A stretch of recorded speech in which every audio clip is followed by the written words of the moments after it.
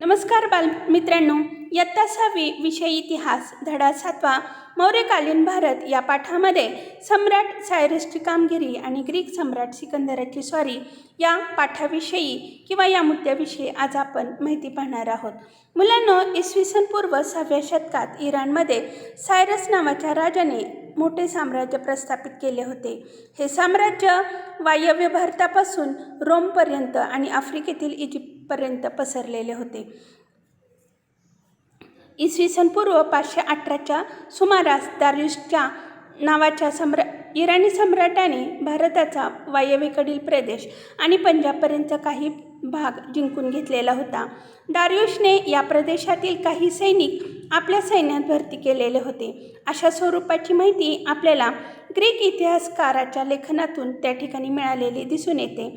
सम्राट दारियुशच्या काळात भारत आणि इराण यांच्यामध्ये राजनैतिक संबंध प्रस्थापित झालेले होते. त्यातून व्यापार आणि कला या क्षेत्रातील देवाणघेवाण वाढली होती. सम्राट दारियुशने त्याच्या साम्राज्यात सर्वत्र दारिक नावाचे एक चलन लागू केलेले होते की ज्यामुळं त्यांना व्यापार करणं सोपं झालं. पार्सिपोलिस हे राजधानीचे शहर सम्राट दारियुशच्या काळात या ठिकाणी बांधले गेले.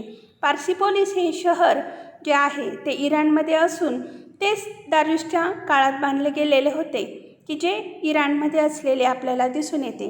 मुलांना यावर आधारित प्रश्न असा विचारला जातो की सम्राट दारियुशने कोणते चलन लागू केलेले होते, तर आपल्याला त्याचं उत्तर दारिक असे या ठिकाणी लिहावे लागेल. सम्राट दारियुशच्या काळामध्ये कोणते शहर बांधले गेले असा देखील प्रश्न परीक्षेला विचारला जातो. तर त्यामध्ये पार्सिपोलिस हे शहर दारियुश सम्राटच्या काळामध्ये बांधले गेले होते असे आपल्याला म्हणता येईल. त्यानंतर पार्सिपोलिस ही इराणची त्या ठिकाणी राजधानी असलेली आपल्याला दिसून येते की जी दारियुशच्या काळामध्ये त्या ठिकाणी असलेली आपल्याला दिसून येते. यानंतर आपण पाहतोय की ग्रीक सम्राट अलेक्झांडर उर्फ सिकंदर याने भारतावर कशा प्रकारे स्वारी केली, तर आपल्याला असं म्हणता येईल की ग्रीक सम्राट अलेक्झांडर, ज्याला आपण सिकंदर असे म्हणतो, त्याने इसवी सन पूर्व 326मध्ये भारताच्या वायव्य प्रदेशावर स्वारी केली. सिंधू नदी ओलांडून तो तक्षशिलेस आला. या मार्गावर काही स्थानिक भारतीय राजांनी त्याच्याशी निकाराचा लढा दिला होता. तरीही पंजाबपर्यंत पोहोचण्यात सिकंदर यशस्वी झाला.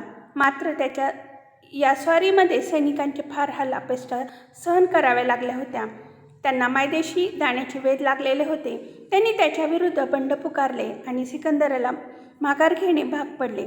मुलांना यावर देखील प्रश्न असा विचारला जातो की सिकंदराला माघार घेणं का भाग पडले, तर त्याचं उत्तर तुम्हाला अशा पद्धतीने लिहावं लागेल की ग्रीक सम्राट अलेक्झांडर उर्फ सिकंदर याने भारतावर जेव्हा इसवी सन पूर्व 326मध्ये स्वारी केली तेव्हा तो सिंधू नदी ओलांडून त्या ठिकाणी तक्षशिलेस आलेला होता. तो जेव्हा आलेला होता तेव्हा नद्यांना खूप मोठा पूर आलेला आपल्याला या ठिकाणी दिसून येतो आणि त्यामध्ये पाऊस पडत होता. अशा परिस्थितीमध्ये त्यांच्या सैन्याचे खूप हाल झालेले होते. एकतर त्याला संपूर्ण जग जिंकायचे होते आणि म्हणून त्यांनी अनेक देशांवर स्वाऱ्या केलेल्या होत्या आणि बरेचसे प्रदेश तो जिंकत त्याने भारतावर जेव्हा स्वारी केलेली होती तेव्हा आपल्याला असं दिसून येतं की भारतामध्ये जेव्हा तो आला तेव्हा त्यांनी स्थानिक लोकांनी त्याच्यावर त्या ठिकाणी प्रतिकार केला आणि त्याच्याशी लढाई केली. ह्या लढाईमध्ये त्या ठिकाणी त्याच्या सैन्याचे खूप हाल झाले. एकतर सिंधू नदी ओलांडत असताना पाऊस असल्यामुळं त्यांना अन्न पाणीसुद्धा त्या ठिकाणी पुरेसे प्रमाणात मिळालेले नव्हते आणि त्यामुळं सततच्या लढाईमुळं सैन्य खूप थकलेले होते आणि 4 ते 5 वर्ष घर सोडून ते त्या ठिकाणी स्वारी करण्यासाठी सिकंदराबरोबर राहिलेले होते. त्यामुळे त्यांच्या घरच्यांशी त्याची भेट झालेली नव्हती आणि त्यामुळे त्या युद्धाला घरच्यांपासून दूर असल्यामुळं त्यांना घराचे वेध लागलेले होते आणि अशा परिस्थितीमध्ये त्यांना खूप हालापेष्टा झाल्या आणि म्हणून सिकंदराच्या विरुद्ध त्याच्या सैन्याने बंड पुकारले आणि त्यामुळे सिकंदराला माघार घेणं आवश्यक ठरलं. भारतातील जिंकलेल्या प्रदेशाच्या व्यवस्थेसाठी त्यांनी ग्रीक अधिकाऱ्याच्या नेमणुका केल्या होत्या. त्यांना आपण सत्रप असे म्हटलं जातं.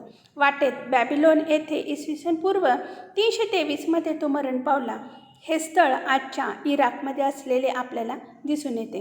मुलांना ह्याच्यावर सुद्धा एक संज्ञा अशी विचारली जाते किंवा संकल्पना विचारली जाते की सत्रप म्हणजे काय.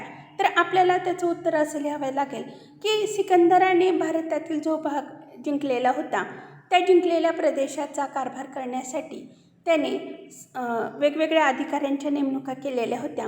त्याला आपण सत्रप असे म्हणतो. सिकंदराचा मृत्यू कोणत्या ठिकाणी झाला तर त्याचं उत्तर आहे बॅबिलोन हे ठिकाणी त्याचा मृत्यू झाला. तो किती साली झाला तर 323 झाला. बॅबिलोन हे ठिकाण कोणत्या देशात आहे तर बॅबिलोन हे ठिकाण इराकमध्ये आहे असे आपल्याला म्हणता येईल.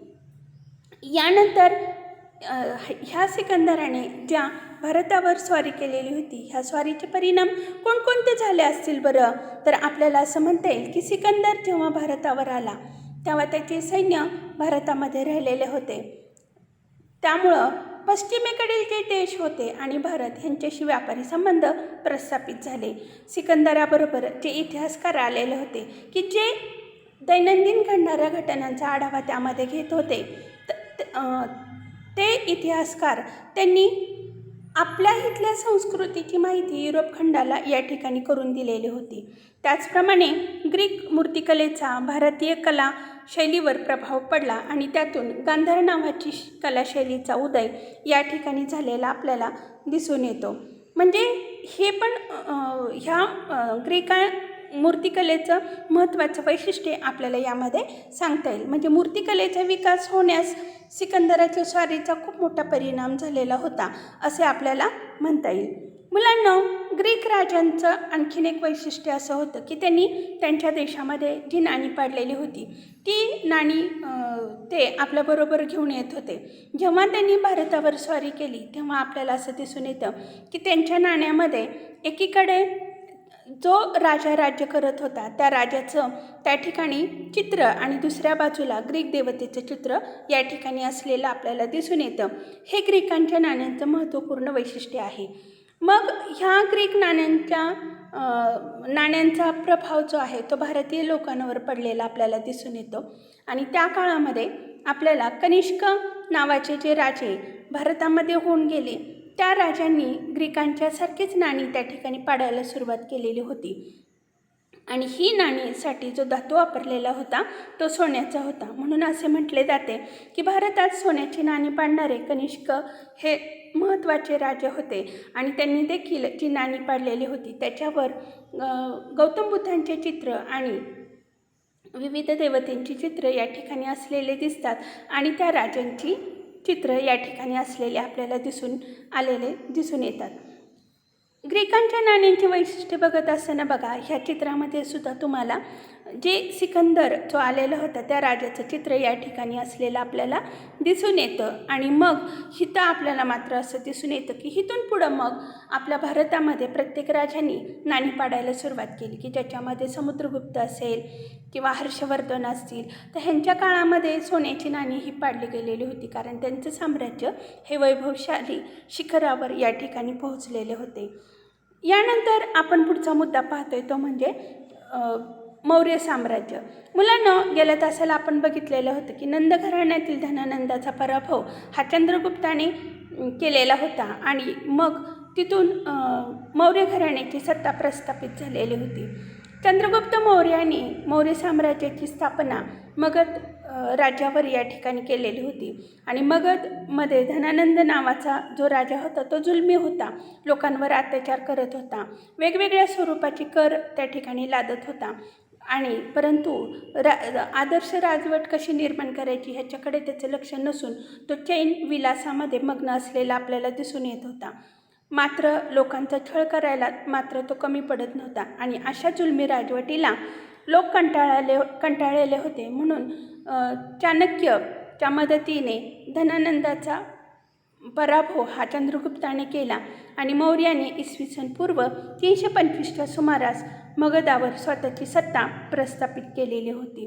आणि चंद्रगुप्त मौर्य हा जो राजा होता त्याच्या आईचं नाव मुरा होतं, म्हणून त्याचं नाव चंद्रगुप्त मौर्य असं झालेलं आपल्याला या ठिकाणी दिसून येतं.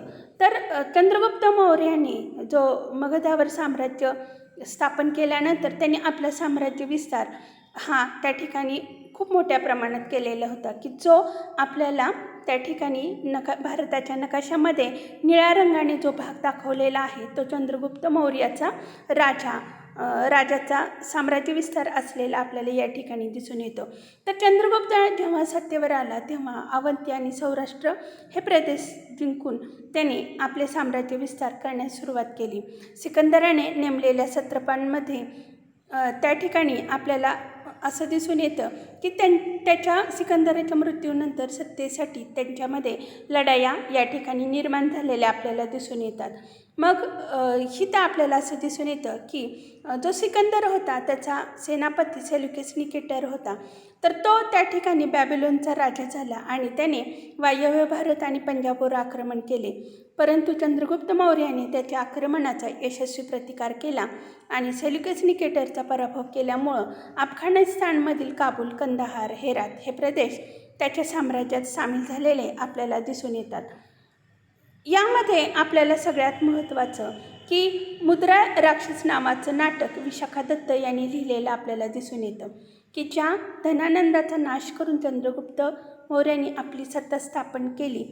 त्या नाटकामध्ये याचं सर्व माहिती या ठिकाणी दिलेली आपल्याला दिसून येते आणि या नाटकामध्ये आर्य चाणक्य किंवा त्यालाच आपण कौटिल्य असं म्हणतो, तर कौटिल्याने चंद्रगुप्ताला कशा पद्धतीने घडवलं आणि सम्राट बनण्यास कशा प्रकारे त्यांच्यामध्ये पात्रता निर्माण करून धनानंदाचा पराभव करण्यास कसं प्रवृत्त केलं याविषयीची माहिती यामध्ये दिलेली आपल्याला या ठिकाणी दिसून येते. तर आपल्याला असं म्हणता येईल की जेव्हा चंद्रगुप्त हा सत्तेवर आलेला होता तेव्हा त्याच्या दरबारामध्ये मॅगेस्थिनीस हा सेल्युकस निकेटरचा राजदूत हा चंद्रगुप्त मौर्याच्या दरबारात असलेला आपल्याला दिसून येतो आणि त्याने इंडिका नावाचा ग्रंथ जो आहे तो लिहिलेला आहे, की ज्यामध्ये चंद्रगुप्ताच्या कार्याची सगळी माहिती त्यामध्ये दिलेली आहे.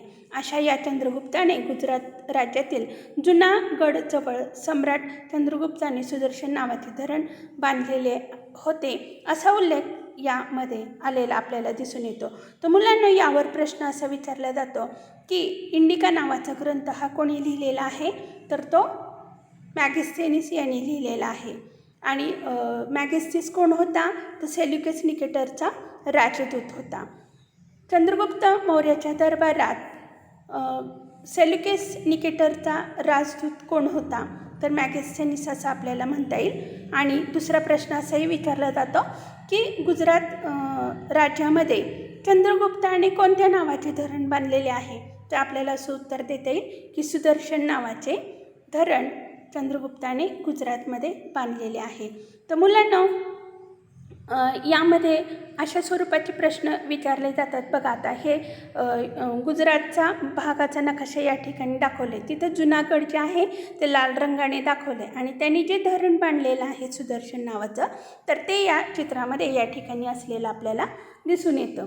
आणि जैन परंपरेनुसार चंद्रगुप्त मौर्याने जैन धर्माचा स्वीकार केला असे मानले जाते. आयुष्याच्या शेवटी त्याने राजपदाचा त्याग केला आणि उरलेले आयुष्य तो कर्नाटकातील श्रवणबेळगोळ या ठिकाणी राहिला आणि तिथंच त्याचा मृत्यू झाला.